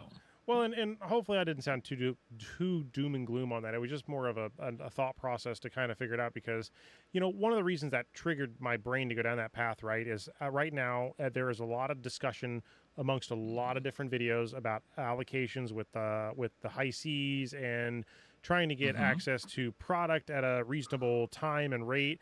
And I'm starting to see these pre-sales pop up on TCG Player. And when you sort by most expensive Majestic cards, like, they're averaging the one Majestics we know about. Obviously, pre-sales price are just that. They're pre-sales price. but they're like pre-selling them at higher than I've ever seen before. $40, $35, $40, $35. It's like, these are insane. Even if you said, okay, I'm going to gamble that I need that card and I want it, it's wild to see that the pre-order prices are not in like the low teens, low tens. They're in the 30s and 40s for certain cards. That just seems outlandish to me. I just don't understand why. Like, this, again, pre-sale price, but why the hell would anybody spend $239 on Dead Threads, which is the Necromancer chess piece? That is the pre-sale price. Please don't buy that. For God's sakes, don't buy that. But like, that's just, it's wild to see these numbers that someone says, okay, I feel someone will be willing to buy this at that price. And that's the thing, is that somebody does, right? And at the end of the day, if you are selling on TCG Player and you are selling cards at presale prices and people purchase those cards at presale prices, good on you, right? You make a ton of money if you guarantee that you actually give them that thing at that price, right? But you can't actually ship any of the stuff out until A, you get the product, and B, the product actually releases. And more than likely, this is why, like, I assume this is the case with this, is that people put in their pre-orders, and then the set gets released. And then the set gets released, people see that those numbers go way down, they cancel their order. They say, never mind, just kidding. I put in the order for $120 for 3 copies of this Majestic. I don't want to pay that price anymore because it went down to $10, and I'd rather pay that price instead. So a bunch of these people get their orders canceled, so on and so forth. Nobody ever gets to really keep their money in that front.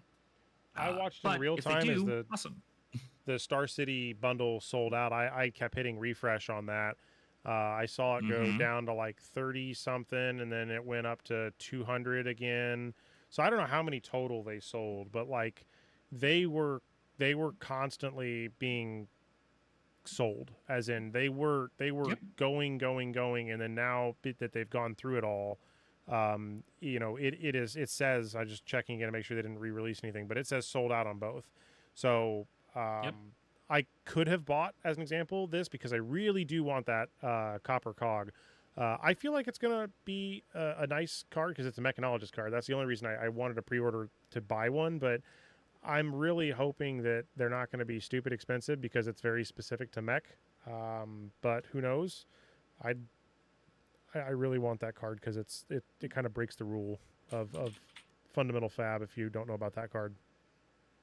Yeah, it definitely is different in that front. I don't know that it's going to be like expensive though. I mean, we have the Rune Chant promo that came out with the previous one. The Rune Chant promo was like $9.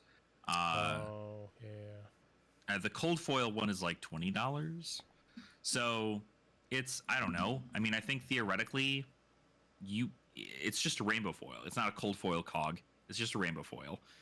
So probably like it does $10 say cold at most. Foil. The Copper Cog is cold foil. Does it? Yeah. Oh, well then, if it's cold foil, then it is what it is. But at the end of the day, we don't know how many of those are going to be running. We also don't know whether or not, of course, it's Mechanologist specific. So, and like a specific way to play Mechanologist, more importantly. It's not just like, okay, like every, like Max, Dash, Teklo, and Puffin are all going to be running 25 cogs. That's not going to happen. That's funny because that's the number I want to get. By the way, I've come to my conclusion that I want 25 of them. 25? That's that's how many lands you put in a commander deck. You know what I'm saying? Like I would like to own 25 just because that gives me the flexibility to do some hilarious shenanigans if I wanted to have them. So I doubt I'll. Yeah. I don't know. It'll be fun. Well, now that unless you find somebody to do that, but I don't know that, you know. If they're going to be inexpensive, that's awesome. I don't know that they will be. But at the end of the day, even owning one is fine. And then just getting the rest of them. So, well, I derailed the train pretty hard there at the end here. But I guess, circling back to the Living Legend stuff, the changes for the multiplication, I think we will not really see a bunch of results from that until at least the end of this year, giving it till probably January 1st, 2026. We could do a 6-month in review kind of a thing. But like, you're going to start to see, those heroes at the top of the LL board, like Dash IE, one of my favorite heroes, is probably going to start yeeting themselves right out the door. And you're going to start seeing these OG ones. That 33 is going to collapse to like 25 and then balloon right back up to 33. It's going to be an ever-breathing machine, which makes this all the more complicated. Yeah, I mean, it really just comes down to like, are the heroes in the 1 times category and the 1.5 times category doing well in the meta at that time? If they are, they're going to get an accelerated amount of points. You're going to see them at the top of those tables. You're going to see a lot of these folks in the 20s move up to the 10s, and then possibly LL within the next couple of seasons as they continue to do well over the course of the game. But of course, we see some heroes where they just will continue to do kind of like okay, and even if they sneak across, the good news is that like if you have heroes like Dorinthia got 24 points across this hunted season. If you add another 12 points to that, right, that's it's 36 points, so she'd be at 36 points more, and that little bit is going to eventually push heroes like Dorinthia to LL. It may take, again, significantly longer. There may need to be an armory deck that comes out for that hero, but at the end of the day, they are getting more points than other heroes who are currently doing better in the meta, even if they just get a couple wins during ProQuest or RTN season. I think the last piece of the puzzle that is something to call out is, specifically on the LL board, right? We have Ira Scarlet Revenger, which came out as a promo only at the moment. As far as I understand, that's the only way to get it. It's not in a product. Yeah. Well, soon, be in a product. So I'm assuming it's in the 0.5 multiplier because that's when it first debuted was the promo, but maybe that will reset when the product comes out. But then like Jarl is another version. Jarl came out and it's 0.5 as well because it's currently released, but that's through an armory deck. So like, will those special releases like trigger in those scenarios? I think that's going to keep, like, if we get a brand new hero, right? Because we haven't even thought about, we're just talking about main sets earlier. If we get all these other options for things to come in, like now, we have the pit fighters, which are specific but not CC related. So like you kind of have to zoom out and look at each of these because that's going to affect, it's across everything, right? It's not just for CC. This is for Blitz and CC at the moment, if I understand right. These multiplication factors. Yep. So. Yep, it'd be for everything. So, and it's at the end of the day, I mean, like that's really what's going to come down to is when were they released to the public, and then is that hero within these amount of years of being live, right? Because like Ira as a hero in Blitz has been around forever, right? She's obviously LL'd in Blitz already by now, but at this point, quite literally, all that has changed is that they've made a CC version of her. And so when that CC version comes out, that is what is the birth date effectively of the hero, and then they go off of that based on point allocation. So sure, when they come out with the next when they come out with Valda during the Mastery Pack Guardian, that's going to be the date in which they're going to go, okay, releases Gen Con. So that's going to be what we're looking at is that date, and then she'll get 0.5 points all the way up until next year, and then she'll get 1.0 points, and then next year she'll get 1.5 if she hasn't already LL'd within that 1x points system, depending on the meta. So again, it keeps heroes in a good spot to be able to play for longer. That way people are not because that's the real feels bad is people buy into a hero and then immediately have to LL, and then they go, okay, well, why did I just spend all this money to play this hero? Because like we can't tell everybody to be like, hey, before you even touch any of these cards, go check the LL board. Don't even do it. Don't even buy anything until you check this LL board. Like this allows for that to not be something that people are going to have to be like, okay, like obviously you're still going to have heroes who are sitting at like 900 points, and you're going to have to be like, maybe don't try that stuff. But at least any of the new things that tend to attract new players, like the Valda or Jarl or new Aurora when she comes out, like people aren't going to have to be like, oh yeah, So we're going to pull that armory deck off the shelves, crack it open, try to play it. We like how it plays. We're going to go buy $500 worth of cards for her, and then she's not going to be there anymore.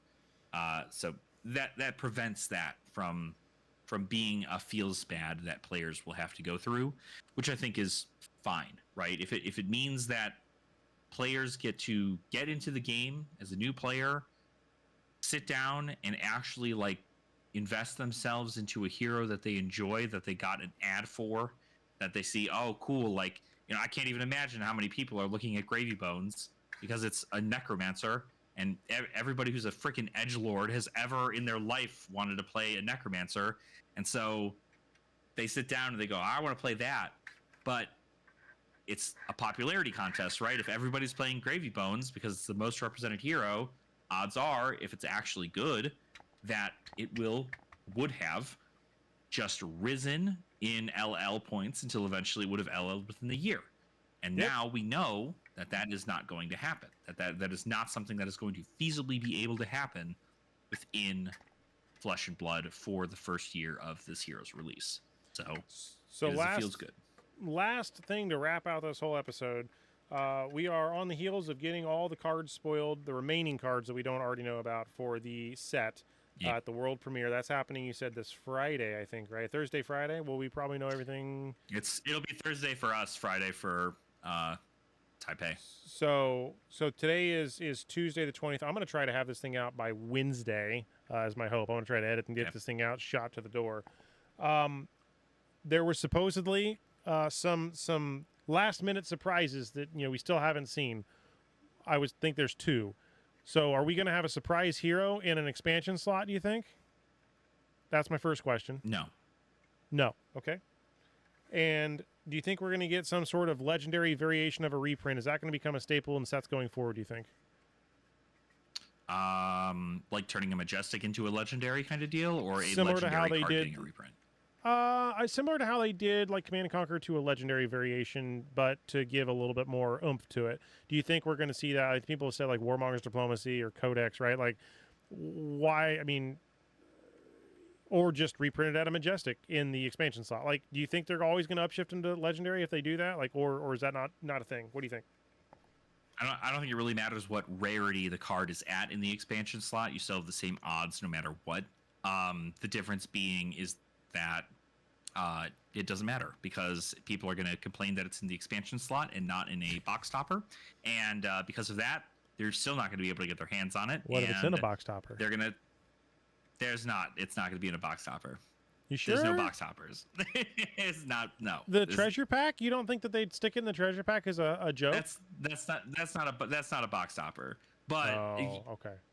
I'm effectively saying it's something that they hand out anytime anybody buys a box kind of concept, and it's like a reprint of a thing. Like, I think that there very well could be within the treasure pack. Sure, you could make a golden version of fucking, I don't know, whatever the hell, I don't care. Like, you could make that, sure, but you're also like in the expansion slot. Like, if they printed Codex of Frailty as a Majestic with new art in the expansion slot for High Seas, it still isn't going to be available enough on the open market for people to play Assassin and Ranger at the highest level, because they're going to get bought out immediately. You have people who are just going to keep on buying them the second they hit the market. It's going to continue to stay at about $100, and then we're going to run out of High Seas product within the first couple of weeks. Nobody's going to be able to get any. Prices are going to continue to rise. It's just like it never is helpful, right? The way cards are reprinted, I think, is fine, but I think that the majority of people who believe that they are priced out of this game are expecting cards to be printed, to be downshifted even from Majestic to Rare, and then just like shoved into main sets, so that way they could go about being like, oh cool, I got one of these, like awesome, and they don't have to worry about it. But it won't, because that'll affect formats, because if you downshift a Majestic to a Rare, then theoretically that could be used in other formats, like Clash as an example. So that would impact that. I don't think the rarity shift is a. They don't care what happens as a Clash. I mean, at this point, it's what happens to Project Blue. Sure. But even still, like, it's not. I mean, But that's what I'm saying though, is that like if they were to downshift it, that is what people who want reprints expect that to be at. Like that's what they want that amount of cards in the set to be, is that, and they're not going to get it. It's never going to be that. That's bad. Last hot take. Sink below, yes or no? Yeah, you know what? I think they could print Sink Below again in the set. I don't see why not. It's been a long time since we had it. That's why I was curious. That's my only other card I really think might actually make a surprise appearance, but I would think it'd be maybe in the expansion slot. I don't think they would put it in main set. No, it'll go in the main set. It'll just be a rare. That's all they'll do it for. And that's that. They did the same thing with Razor Reflex and Sigil of Solace. They did the same thing. I mean, Sigil of Solace was already a rare, but you know what I mean. Like that whole thing. It's fine if it enters the limited format. It's whatever. Obviously, they kept the 0 for 4 from the Hunted as a Majestic because getting 2 of those at rare in the set would have been awful for the limited experience. But a 0 for 4 D-React, like, not the end of the world.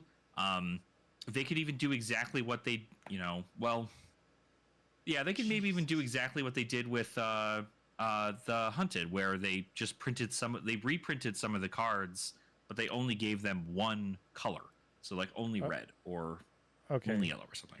I'm going to end this on the last comment here, which is I think stupid, but I want your raw opinion on this because it's getting ridiculous. Armory deck Gravy Bones is now $100 on pre-order, and people are spending the money on it. I mean, there are multiple sales here that happened at somebody ordered 5 of them at $75, and then there's a bunch here at $75, $75, $75, $50, and the cheapest one that's not LGS. Hopefully, your LGS can get these. Is at $100. What in the heck? What happens if this deck comes out and is just out of the gate? That price is what does that mean for folks? If you go to your LGS and your LGS has the product, they will sell it to you for $40 if they know what they're doing. If they do not, and they choose to go on TCG Player and say, I could definitely make a market share difference and sell them for $90 because they're going for like $100 on the open market, don't buy them, because I guarantee you that your store is going to, if that is the case, your store is going to sit on that product because nobody is going to want to buy it for $90 locally. And then it's going to continue to go down until eventually they realize, oh shit, nobody's showing up for armories anymore. Why is that? That's kind of weird. And then the store is going to go under, and then you can just buy it for $20 when they're ready. But it's seriously, I've had several people talk to me about this exact same thing, because they're having the same like worries about it. People are still currently, to this day, able to pre-order with their LGS for $40 right now. So if you have not already purchased, or if you have not already attempted to pre-order from your LGS, go attempt to do so. The issue here is that if you do not have an LGS in your area that got allocated for any, or just like you don't live in an area with an LGS that's going to sell them for $40, you can easily go on, I think like the Purple Discord is a great place, because if you go on the FAB community Discord, right, the Purple Discord, there are enough good people in this community that will purchase one from their LGS to then send you for $40. Shit, I think you could reach out to LSS and pay them $40 and they will send you one if they have some at the office. Like, it truly is not going to be a legitimate issue personally. I don't think it will be. If it ends up being that way, I'll eat my shoe, right? But like at the end of the day, I think 10 days till that comes out. Issue. Yeah. 10 days is all we got till that comes out. It is going to be something, right? And I frankly think that it's going to be, there's going to be a mad dash initially, because again, the only thing that's actually driving the product is, one, it's a new class, two new classes, And it's a very, very like popular style of class too. If the equipment in the set for Gravy Bones sucks, it's not going to suck in the armory deck, unless of course they just give them a bunch of the common equipment, which would then suck worse. So I don't think they've ever done an armory deck with just common equipment, so that might be a thing. No. Yeah, so there are several things that could go on. We don't know. Again, we're probably due at some point here to get either maybe even on release or on pre-release day when that drops, is we'll get a video showcasing the armory deck going up against another armory deck and then being able to see the list against of what's Aurora inside maybe the deck kind of stuff. Or Max. No, it'll be against Max. It'll be against Max for sure. But it's definitely. I don't think that people should worry. I think that you should not buy from TCG Player for pre-sales at all ever. You can buy from several local sellers in your area. I guarantee you they exist. And if you're not buying from your LGS, like you can find those local backpack sellers who might have some stuff, maybe not an armory deck, but they might be able to procure an armory deck in which you can certainly go ahead and purchase from them. But you gotta, I mean, I'm very privileged that I have 10 LGS in my general area, all of them big proprietors of Flesh and Blood. I have a way to get product, but not everybody does. But it's also not something that you should feel you need to shell out a markup for, because it's a FOMO situation. Like, get the cards that you want as singles from High Seas, and then if you need to get an armory deck, you can find somebody online through Facebook, through the Purple Discord, as I said, and they'll be able to more than likely procure you one. Shoot, if there end up being extras at my place, just DM me on Discord. Shit, I'll get you one. Like, I don't care. I would much rather these get to the hands of people who want them, but you know, it's easy to also check the people who are like, oh, I want to buy 6 of them. And it's like, no, stop that.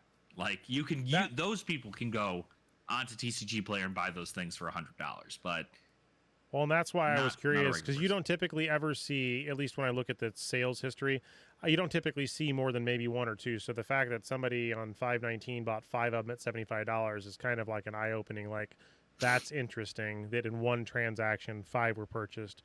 So maybe it's a group going in to get it or something. Again, a lot of it could very well just be people who are speculating on the product because they know that Gravy Bones will probably not have a ton of initial support with just the set alone, and that the armory deck will also give the tools that he needs to truly be powerful, in which, of course, people who have not picked up the armory deck will then need to purchase the armory deck, and maybe they only want to buy the singles instead because they don't want a whole deck, and so they end up just purchasing those, yada yada, so on and so forth, tale as old as time.